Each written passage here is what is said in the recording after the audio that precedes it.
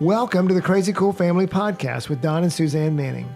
Parents, what if we could give you the power to transform your family into something absolutely amazing? A family where everyone is healthy, gets along, loves Jesus, and has great purpose in life. Hey, let us flip your thinking to unlock the power God has given you to create your own Crazy Cool family.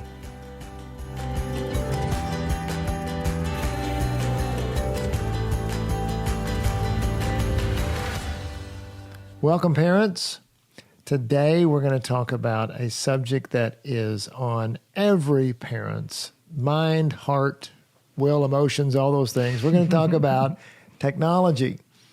And so often when we talk about our relational approach to parenting, one of the questions we get is, oh my goodness, how do you handle technology relationally? We just feel like we have to put all these restrictions on our kids, and all the parenting magazines and all the blogs and everything are telling us, put all these restrictions on your kids, because otherwise technology is going to ruin them for life. Yeah, technology is a bad word when they talk about it. It's a bad word. Yes. Not a four-letter word, though, because there's a lot of letters in technology. That's right. It's like 3 4-letter words. Yeah. It's a bad word. That's right. So how do we approach technology relationally? And we do. We approach everything in family relationally, and technology to us it's a major thing, but there's other things like sports and school and friends and all things. And so we approach everything in family relationally. And so we also approach technology relationally. And so we're going to talk a little bit about that today. And specifically, we're going to talk about how you as a parent relationally can influence your child's adoption of a healthy technology mindset. Yeah, and so I just wanted to say that we've come a long way. I mean, Molly's about to be 30 years old, and when technology came out, I would say we did not handle it well. We were fearful. fearful. Very fearful. And so we clamped down with our control. And now, fast forward, we now have a 13-year-old, and I would say we do Crazy Cool Family relational parenting when it comes to technology. And that's what we want to share with you today, kind of what we're doing with our 13-year-old now. Not when our first one was 13. So all you first-time parents that have got your preteens or younger kids in there, glean from our experience of being in the game for a while. Yeah, it's a whole lot easier to learn from other people's mistakes than to have to learn it on your own. Yeah. And so when we looked at technology, and we wanted to share with you first, and realize we could do 20 podcasts on technology. So we're just going to might do some more. We might. That's true. Yeah. But today we're going to focus on one aspect of that, of relational technology, and specifically what you can do as a parent to invest relationally in your child to help them have a better view of technology. So because reality is technology is with us and it's not going away. I mean, it's my little girls had the benefit of not having technology coming down on them, but my sons have grown up in a world of technology. Very much so. You young parents, it is the world your children live in. And so we have to embrace it. We can't reject it because it's their culture, it's their atmosphere, it's their environment. And so how do we as parents embrace that and then help them to be their best selves in the middle of the technology age? Yeah, and so much of the literature talks about how we control technology, which creates fences, which creates barriers. And a break in the relationship. What can we do as a parent to be different? Yeah, it's good. And so 3 quick points today that we want to go over with you, and they're all E's, so you can remember them. 3 quick points. Don's clever like that. He's the one that comes up with I'm the acronym. What is that? Anyway, we're not going there. No, there's a term for that. I can't remember what it is right now. Today it's ease. Yeah, that's right. So you can, I get it. So you can approach technology with ease. Oh, gosh. Okay. First one is example. If you're going to invest in the relationship with your child, and you're going to, technology is a part of all of our lives now, not just our kids. And so what are you doing to be a good example with technology? What are you doing? One of our key points at Crazy Cool Family, our key concepts is that your example is more important than your instruction. What you do is more important than what you say. So what are we going to do to be a great example in technology for our kids? Yeah, I think that's tough because moms, that text is coming into you, or that conversation or that email or whatever that is. I mean, dads too, and it's screaming for your attention. Maybe it's business. Yes, or it's somebody out there wanting your attention. Maybe it's another child. Yeah, that's our deal a lot of the time, right? And so I think for us, if we can figure out, I know a friend who sets her phone aside. Like when she comes in the house, she'll just set her phone aside for, I don't know her boundaries, but for an hour or 2 hours or 3 hours or whatever it is. And then she'll go back and check it. So the world that's screaming at her through technology does not interrupt what she's doing with her kids. And so her kids now see her example of, oh, that phone's not more important than me, or that computer or whatever it is not more important than me. Mom is fully, present with me, hanging out with me. And I think of a couple of things like that. One of them is when your child's talking to you, you don't get to answer your phone. Yeah, and if it's buzzing in your pocket, just let it keep buzzing. Yes, and so 5 minutes is not going to be that big a deal. And it just demonstrates to your child how important they are. And the second thing is, though, I think about with technology is when you are going into your child and they are on technology, oh, that's good. To respect that. And I think, again, what you're doing is you're showing respect, you're showing investment, you're showing they're important by when you see the technology. Oh, I see you're in the middle of a game. Mm-hmm. Okay, when will you be done with that? Or I realize you're on your phone right now, but when you finish texting, can we have a conversation? Those things are so valuable as far as investment in your child because it makes them feel like they're special.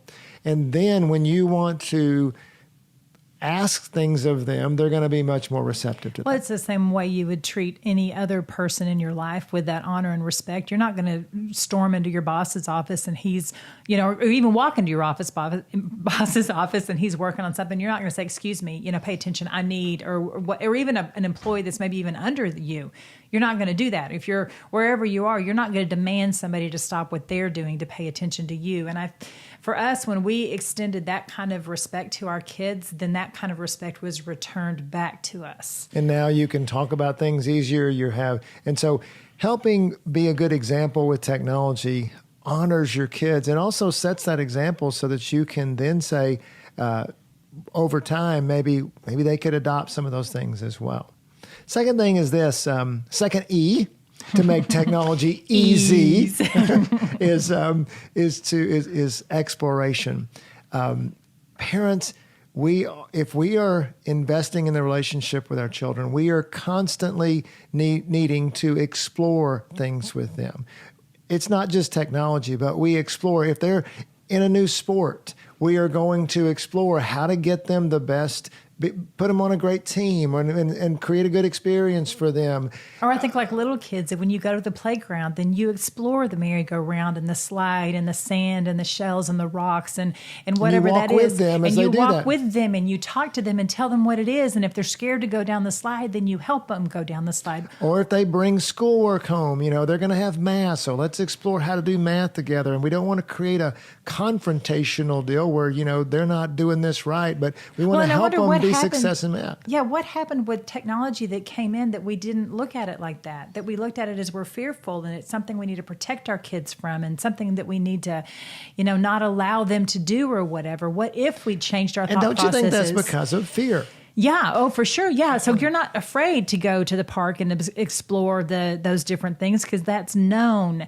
And that's, maybe you played on that and park. And we welcome that experience. It's going to be healthy. We're scared that technology is going to be a negative. Exactly. And it very well could be. And that's why it's our role as parents to explore it with them, to join them. And, let's go back to the playground. This is a great illustration because, so many parents, when they go to the playground, they don't explore it with them. They tell their kids all the dangers of the playground. Oh, my goodness, watch out. You're going to fall off that slide or be careful of that swing. And their kid is just paranoid. You're going to fall off that monkey bars or whatever. Do they still have monkey bars on playgrounds? I don't know. Probably not. Too many people have been sued. Exactly. But so instead of going into the playground with fear, we go in and explore the playground with them.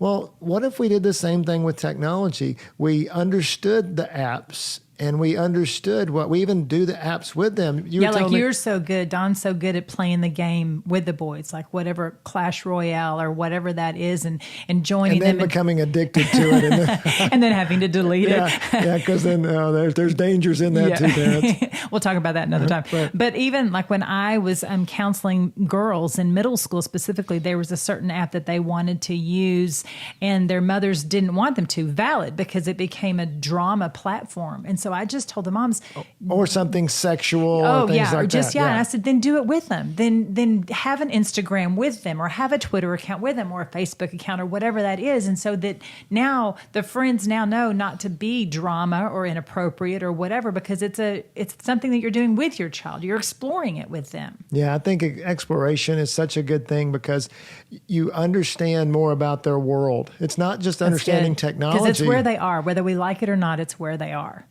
I mean, it goes back. We keep going back to little kids as well. But I mean, I remember sitting down and watching Barney. This It was show. the highlight of my day. It was only 30 minutes long. It was, but it was like, yeah. But sitting not down, my day, but Molly's sitting day. down was torture to watch that because I mean, it was this kids show and they talked about brush your teeth and clean so up your much fun. room, Never and it was underwater. so boring actually, and so uninteresting. And maybe these apps are, I think apps are a little bit more engaging, but it's teenage stuff, and again, Yeah. so much of that. Like, let's take that. Let's say that your middle school or your grade school son is coming to you, telling you about a Fortnite game. Okay, that's the time to engage. Don't just so many times they say, "Oh, I wanted Fortnite," and you're like, "Whatever, it's a stupid video game," and we dismiss it. When that's the time to, oh, wow, how'd you do that? What did you do? You're so talented. And you start to become an encourager, and now they want. So it's not just learning about the apps, but it's also getting into their world. You're exploring their world with them. So you might have to educate yourself, which is another E by chance, but it doesn't count as our three That's E's. right, But that's it comes underneath exploring. You might need to educate yourself on the apps that are out there, or what your kids are playing, or if they run to you and say, "I just got a whatever, it's a main kill or a headshot or something." Headshot. Listen to That'll me. work. He said it to me a million times. But then go educate yourself on it. There's probably a million 2-minute YouTube videos that will educate us as the parents on the world that our kids are living in when it comes to technology. Yeah, I was reading a blog the other day, and it just talked about your best weapon is to Google it.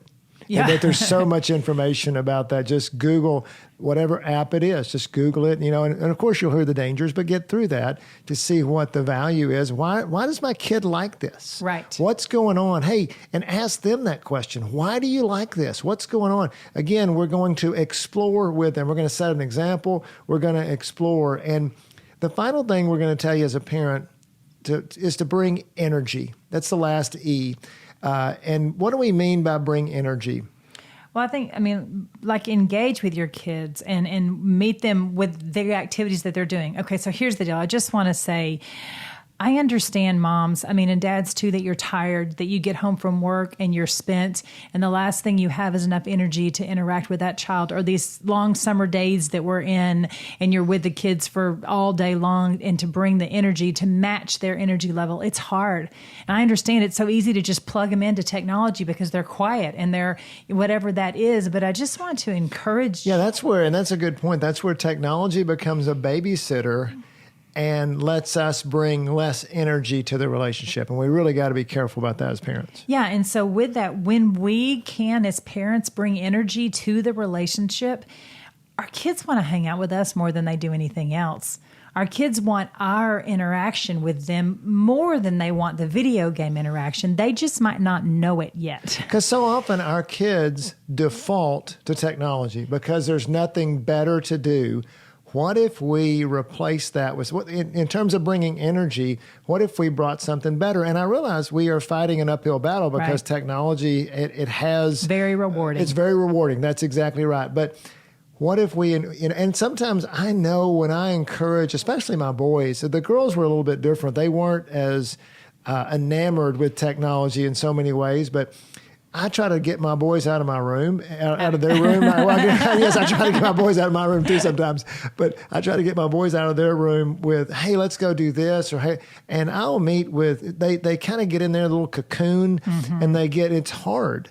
But again, energy, not negative energy, because we can say so often, get out of your room. You're Stop playing that game. You've been playing that game all day. Exactly. Instead of giving them an alternative, bringing energy, bringing life to it, it may be helping them, hey, let's go do this, or I've put you in this, or whatever it is, some kind of new thing. Well, and invite them into to build that as well, too.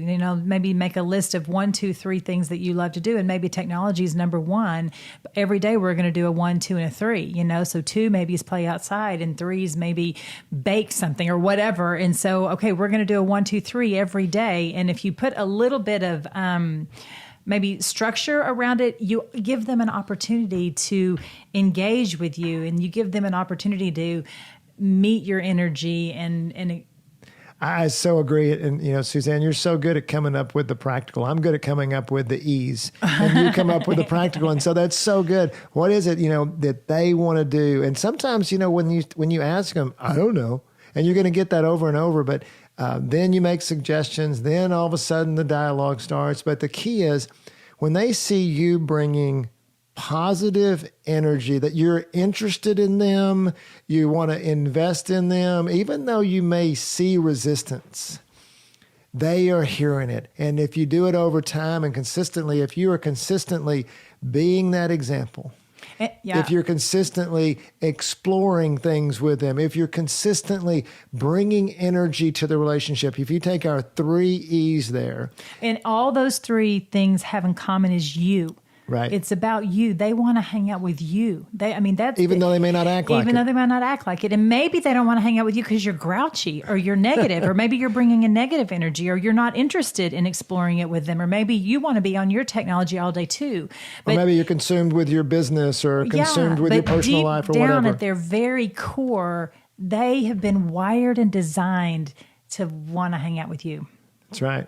And God wants you to get energy from Him to then bring energy to your family, which is another key core of our relationship strategy at Crazy Cool Family. Is we have to get God's energy and His love in order to bring energy into the relationship. And hey, parents, you may think, oh my goodness, you may have a troubling kid that's really invested in technology and really, really withdrawn. That's the one you need to go after, because don't go to the easy one, go to the hard one and start to invest in those things, to start and think about our own lives. So rather than what we want to flip today as we finish is so much of our technology efforts are focused on controlling the environment of our kids. And there does need to be energy put to that. Don't get us wrong. We're not saying don't put energy towards controlling the environment of our kids, especially things that can damage them, like pornography and sexual things and stuff like that, that can damage them really for life. But let's just refocus you. What are you doing to invest in the relationship to make their view of technology different? We can say, let's end with this. We can say that over time, we talked about being scared to death of technology when technology was very young and our first daughter was very young, to today being investing in our children more and more with the relational view of technology and being a better example and exploring it with them.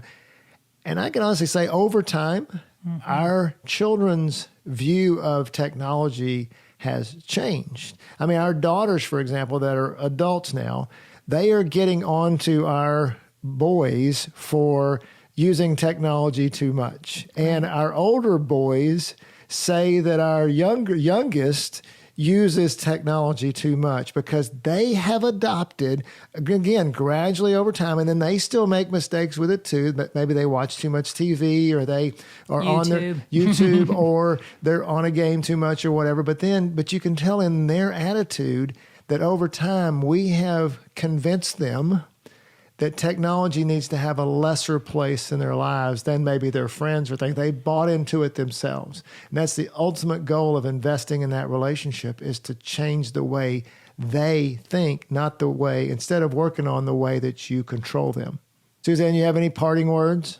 You always do this. You always just throw I put something you on out the there, and I'm spot. this Yeah. internal processor, and I'm thinking, what else should I say? What else should I say? I just if you can look at technology as another area to connect with your kids, that Yeah. it's not a bad guy, that it's for you, that it is a possibility, opportunity, to already say the word opportunity, to interact with your kids, meet them in their world, because it's their world. It is their world, isn't it? Yeah, and just see where they are valuable in their technology world, and how you can give them value and honor and respect in their technological world. And we engage technology to make it a blessing to us rather than a curse. And we start, just like with everything, parents, we start with you investing in the relationship, you going after your kid, you pursuing God, you being the difference. You can do it, parents. You really can. You can make a difference in the way your child views technology for the long term without having to be a control freak and without having to be a constant confrontation and to be in constant fear. Okay, so let's wrap up. Just remember our 3 E's: example, explore, and energy. I'll add a 4th E in there, which means if you do those 3 E's, you will embrace technology instead of fear it. Hey, don't fear technology, parents. It's okay to put boundaries up, but remember, boundaries are not the goal. The goal is healthy relationships and a healthy view of technology by parents and kids. Hey, go be crazy, parents. Even technology crazy. crazycoolfamily.com.